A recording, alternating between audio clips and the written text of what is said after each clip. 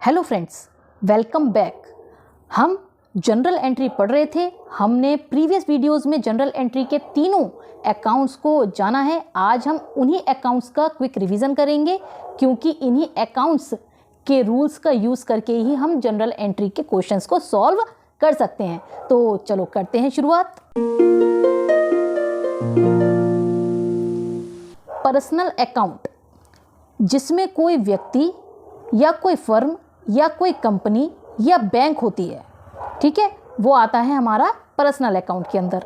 अब इसका क्या रूल है? इसका रूल है रिसीवर को हम डेबिट करते हैं, जिससे हम रिसीव करते हैं उसको डेबिट करते हैं। गिवर को हम क्रेडिट करते हैं, जो हमें देता है उसको हम क्रेडिट करते हैं। तो ये रूल है, इसको हमें याद रखना है।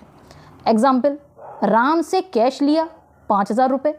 हमने राम से कैश लिया है 5,000 रुपीज़। तो इसकी जनरल एंट्री क्या बनी? Cash account debit 5,000 to Ram account 5,000। अब आप कहेंगे बनी कैसे?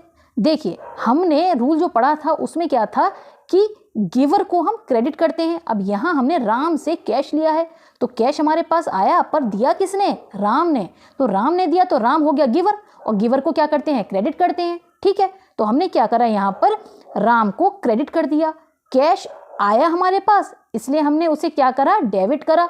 और हमने इसको कैश को डेबिट क्यों करा है, ये बात आपको वैसे मालूम ही होगी, क्योंकि प्रीवियस वीडियो में मैंने आपको बताया था कैश जो होता है वो होता है रियल अकाउंट। और रियल अकाउंट का रूल है कि व्हाट कम्स इन डेबिट, यानी जो आता है उसे हम क्या करते हैं? रियल अकाउंट के रूल के अकॉर्डिंग उसको हम डेबिट करते हैं। तो यहाँ हमारे पास कैश आया, तो कैश को क्या करेंगे? हम डेबिट करेंगे।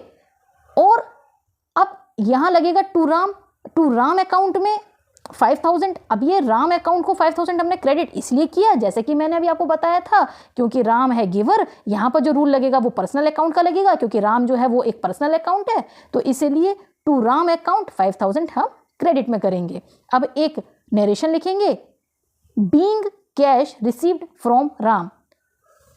ठीक है, अब हम चलते हैं दूसरे अकाउंट की ओर, जो है रियल अकाउंट। अब रियल अकाउंट में क्या क्या चीज़ें आती हैं? जिसमें कोई वस्तु या कोई एसेट हो, ठीक है, कोई वस्तु हो या कोई संपत्ति हो, जैसे कैश, स्टॉक, फर्नीचर, बिल्डिंग। ठीक है ना? अभी हमने कैश के बारे में यहाँ जाना ही था, ये वही कैश है। अब इसका क्या रूल है? व्हाट कम्स इन डेबिट, जैसे कि मैंने अभी आपको बताया था कि जो आता है उसे हम डेबिट करते हैं। व्हाट गोज आउट क्रेडिट, जो जाता है उसे हम क्रेडिट करते हैं। तो ये रियल अकाउंट का एक रूल है। क्या है? What comes in debit, what goes out credit. जो आया वो डेबिट, जो गया वो क्रेडिट। अब इसका भी एक एग्जांपल ले लेते हैं। फर्नीचर कैश से खरीदा 10,000 में। हमने फर्नीचर खरीदा है कैश में 10,000 में। ठीक है, कैश के द्वारा फर्नीचर खरीदा गया 10,000 रुपये का। अब इसकी क्या एंट्री बनी? Furniture account debit 10,000 to cash account 10,000। अब फर्नीचर भी क्या है? एक भाई क्या है? रियल अकाउंट है। फर्नीचर भी एक रियल अकाउंट है और कैश भी एक रियल अकाउंट है। तो यहां पर हुआ क्या? व्हाट कम्स इन डेबिट, तो फर्नीचर कम्स इन ना, फर्नीचर आया ना। तो जब फर्नीचर आया तो फर्नीचर को हम क्या करेंगे? इसी रूल के अनुसार हम उसको डेबिट कर देंगे। तो फर्नीचर अकाउंट डेबिट 10,000 है ना, ये रियल अकाउंट हो गया फर्नीचर। To cash account 10,000।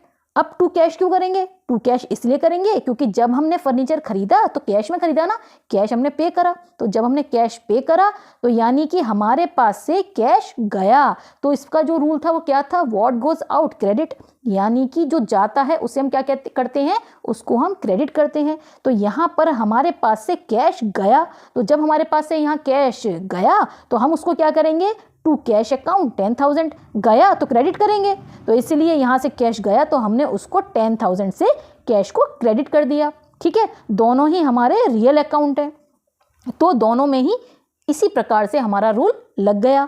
अब इसका नरेशन हमारा क्या बनता है? Being furniture purchase for cash. ठीक है, अब हमारा है तीसरा और लास्ट अकाउंट, जो कि है नॉमिनल अकाउंट। इस नॉमिनल अकाउंट में क्या होता है? जिसमें इनकम, एक्सपेंस, गेन या लॉस हो, वो नॉमिनल अकाउंट के अंदर आते हैं। जिसमें इनकम, एक्सपेंस, गेन या लॉस हो, जैसे कि सैलरी, इंटरेस्ट रिसीव्ड, इन्वेस्टमेंट से प्रॉफिट, एक्सेट्रा। रूल क्या है इसका? All expenses and losses are debited. जितने भी एक्सपेंसेस होंगे और लॉसेज होंगे उनको हम डेबिट करेंगे, जितने भी इनकम एंड गेन्स होंगे उसको हम क्रेडिट करेंगे। ठीक है, all expenses and losses are debited, all incomes and gains are credited. ये इसका रूल हो गया। अब हम एक एग्जाम्पल ले लेते हैं। सैलरी पेड ₹3000, सैलरी पे की गई ₹3000 की। अब हमारा रूल क्या कह रहा है? हमारा रूल कह रहा है all expenses and losses are debited. अब सैलरी हमने पे करी है, सैलरी जब हम पे करते हैं तो हमारा क्या होता है भाई? खर्चा होता है, खर्चा होता है उसको हम एक्सपेंस कहते हैं। तो एक्सपेंस वाला रूल लग जाएगा यहाँ पर। कौन सा रूल लग गया? डेबिट वाला रूल। तो सैलरी हमने पे करी है यानी सैलरी खर्चा हुआ है 3000 रुपये का, तो हम सैलरी को क्या करेंगे? डेबिट करेंगे। तो सैलरी अकाउंट डेबिट 3000।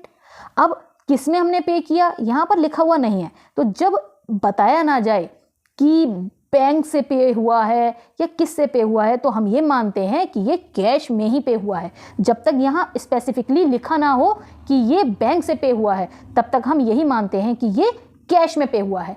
इसलिए हम यहाँ पर एज्यूमिंग ही समझ लेंगे कि यहाँ पर कैश में पेमेंट हुई है।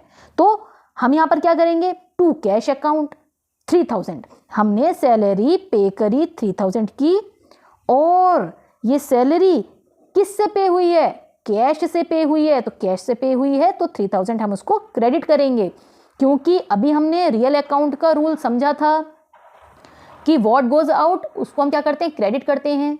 तो यहाँ पर क्या goes out? Cash goes out, है ना? कैश गया हमारे पास से, तो ये रियल अकाउंट है कैश, जैसे कि थोड़ी देर पहले हमने पढ़ा था। तो कैश है रियल अकाउंट और कैश हुआ गोज आउट, तो हमने उसको कर दिया क्रेडिट। अब यहाँ कैश तो हो गया क्रेडिट, अब सैलरी जो थी वो हमने करी है डेबिट, है ना? वो हमने डेबिट कर दी, क्योंकि नॉमिनल अकाउंट का रूल ही यही है कि जो भी एक्सपेंस होंगे उसे डेबिट किया जाएगा। तो salary account debit 3000 to cash account 3000, जैसा कि रियल अकाउंट का रूल है। तो उस प्रकार से हमने एंट्री कर ली। अब इसका जो नरेशन बना वो क्या बना? Being salary paid in cash. ठीक है, आप समझ गए। आज हमने क्विकली तीनों अकाउंट्स का रिवीजन कर लिया है। तो दोस्तों अब आगे के जनरल एंट्री को समझने के लिए बने रहिए, वीडियोस को देखते रहिए और चैनल के साथ जुड़े रहिए। तब तक के लिए